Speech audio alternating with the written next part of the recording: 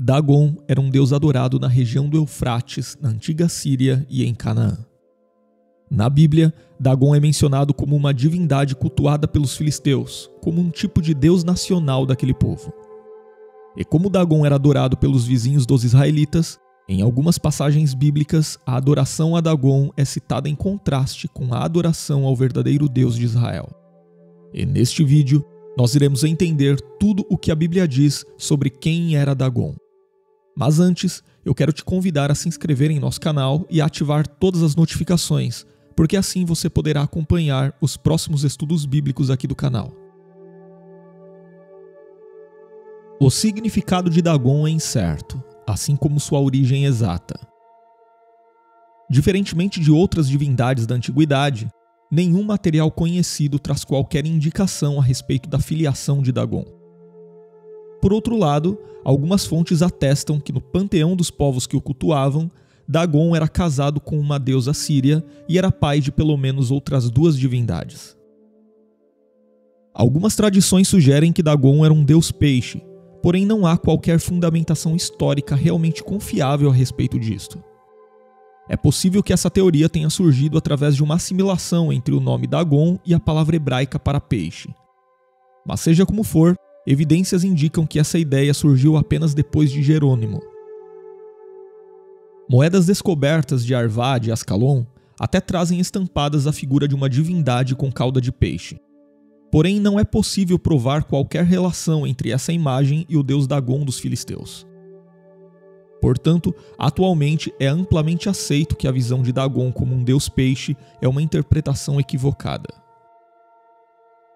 Outra teoria para o significado de Dagon e sua origem é uma possível relação de seu nome com uma raiz que significa cereal ou grão.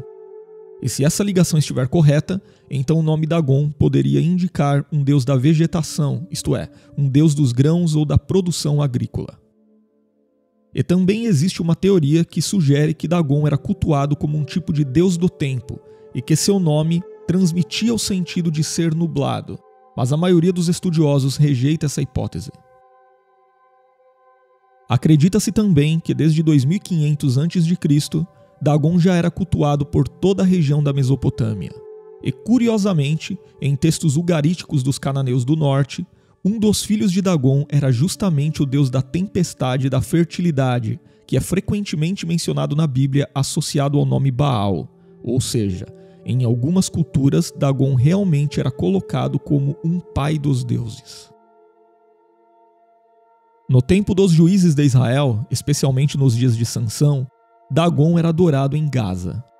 Já nos dias de Samuel, Saul e Davi, os filisteus cultuavam essa divindade em Bet-Sean e Asdod. E por ser uma divindade popular e cultuada por vários povos, obviamente não havia apenas um templo de Dagon, mas havia vários santuários dedicados a essa divindade pagã em diversas cidades. Pelo menos no século XVIII a.C., já havia um templo de Dagon na região do Médio Eufrates, em Mari. Tudo indica que esse templo era decorado com estátuas de bronze em formato de leão. Por volta do século XIV a.C., havia também outro templo no norte da Fenícia, em Ugarite. Nesse templo havia duas placas com o nome de Dagon em homenagem aos sacrifícios dedicados a ele. Na Bíblia, o texto do primeiro livro de Crônicas, no capítulo 10, informa que após a derrota dos israelitas, os filisteus levaram as armas e a cabeça do rei Saul para o templo de Dagon. Estudiosos acreditam que talvez esse templo possa ser o mesmo que foi descoberto há décadas em Bet-Sean. E apesar de ser conhecido na narrativa bíblica como o principal deus dos filisteus, tudo indica que Dagon já era adorado em Canaã antes mesmo da chegada desse povo. Por isso, é amplamente aceito que Dagon possuía santuários espalhados naquela região, pelo menos nos territórios de Judá e Asser.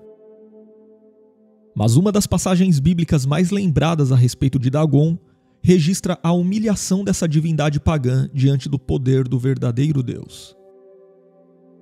A Bíblia diz que quando a Arca da Aliança foi tomada pelos filisteus, eles a colocaram no templo de Dagon que ficava em Asdod. E o relato bíblico do primeiro livro de Samuel informa que quando os filisteus levantaram no dia seguinte, a imagem de Dagom estava caída com o rosto em terra diante da arca do Senhor. Então eles trataram de colocar a imagem de Dagom em seu lugar novamente. Porém, no outro dia, mais uma vez Dagom estava caído com o rosto em terra diante da arca de Deus. Mas dessa vez, a imagem de Dagom estava despedaçada. Sua cabeça e suas mãos estavam separadas de seu tronco, e isso causou grande temor nos sacerdotes pagãos. A respeito desse episódio, o texto bíblico diz: depois que os filisteus tomaram a arca de Deus, eles a levaram de Ebenezer para Asdod, e a colocaram dentro do templo de Dagom, ao lado de sua estátua. Quando o povo de Asdod se levantou na madrugada do dia seguinte, lá estava Dagom caído, rosto em terra, diante da arca do Senhor. Eles levantaram Dagom e o colocaram de volta em seu lugar. Mas na manhã seguinte, quando se levantaram de madrugada, lá estava Dagom caído, rosto em terra, diante da arca do Senhor. Sua cabeça e mãos tinham sido quebradas e estavam sobre a soleira. Só o seu corpo ficou no lugar.